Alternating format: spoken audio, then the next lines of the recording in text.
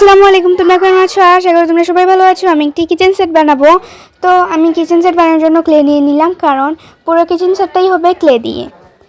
আমি এখন প্যান বানাবো, ফ্রাই প্যান।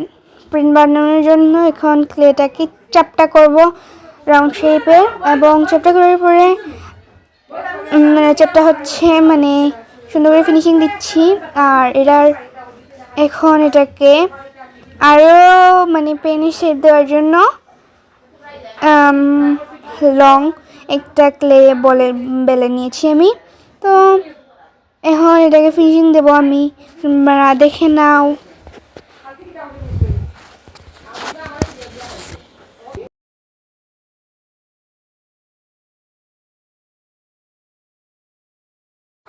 এখন আমি এটার হাতল দেব, হাতল দিয়ে দিয়েছি। তো হাতল দিয়ে দিলেই কিন্তু পুরোপুরি আমাদের প্যান রেডি হয়ে গেছে। তো এই দেখো, আমার প্যান রেডি হয়ে গেছে, তোমরা পুরো দেখে নাও। তো এই দেখো, এখানে আমি বানাবো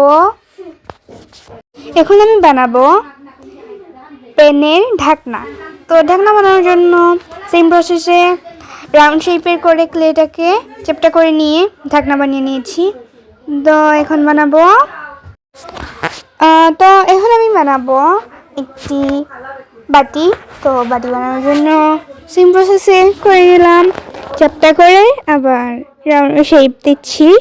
শেপ দেওয়ার পরে আমাদের বাটি তৈরি হয়ে যাবে। হ্যাঁ, হয়ে গেছে আমার বাটি তৈরি। এখন আমি বানাবো ক্লে। তো এখন আমি বানাবো প্লেট বানানোর জন্য প্রথমেই ক্লে বের করে নিয়েছি। আমার প্লেটটা অনেক ইউনিক হবে, কারণ আমি এটা বানিয়েছি।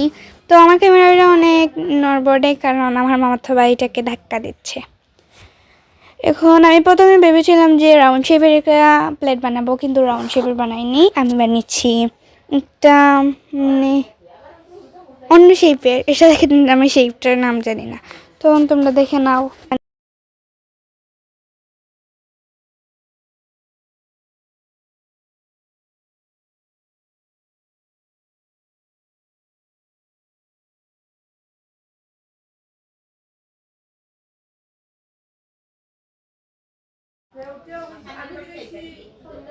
তো প্লেটটা শেষ হয়ে যাচ্ছে বানানো।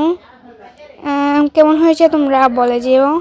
আর আমি বাটিটাকে আরও রাউন্ড করতে চেয়েছি, তাই এটাকে আরও রাউন্ড করলাম। এখন আমি বানাবো কড়াই, কারণ আমরা বাঙালি।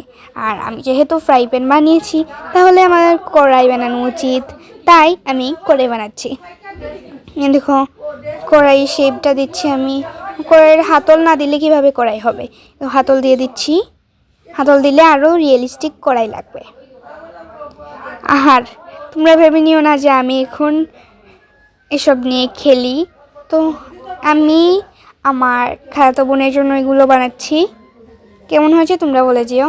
আর এসব কীভাবে আমি রান্না করব, তাই আমার চুলা দরকার।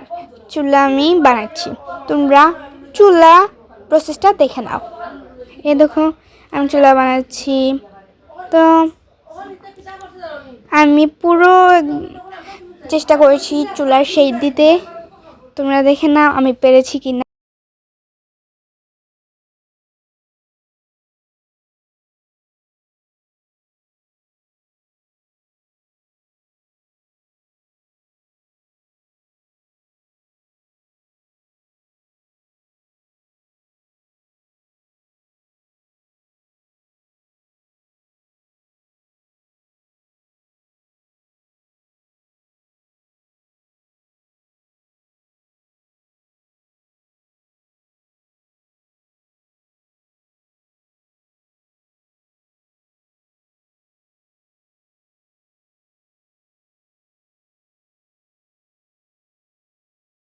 তো আমার চুলা অর্ধেক হয়েছে।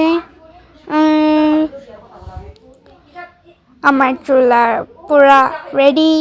তোমাদের কেমন লাগলো বলে যেও। আমার চুলাটা অনেক কিউট হয়েছে। এখন আমি বানাবো সিলিন্ডার। এটা আমার সিলিন্ডার। সো আমার সিলিন্ডার একটু পুকি টাইপের হবে, তাই আমি এখানে পিঙ্ক কালার নিয়ে নিচ্ছি। আর পিঙ্ক কালার দিয়ে আমি সিলিন্ডার বানাবো।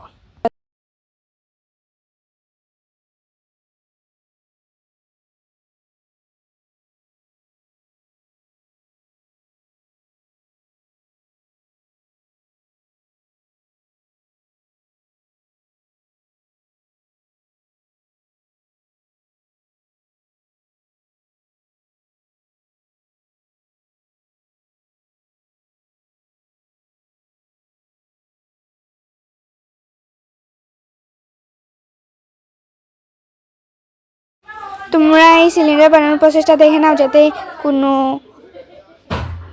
তোমাদের যদি যখন বানাও তাহলে কোনো কষ্ট না হয়। তো এটা বানানো শেষ। এখন আমি বানাবো চামচ। আমি পিঙ্ক কালারের ক্লে নিয়ে নিচ্ছি সিলিন্ডারের সাথে মিল করে। দেখো চামচের শেপটা দিচ্ছি আমি। চামচের শেপ দেওয়ার পরে আমি অনেক সুন্দর একটি চামচ বানিয়ে নিয়েছি।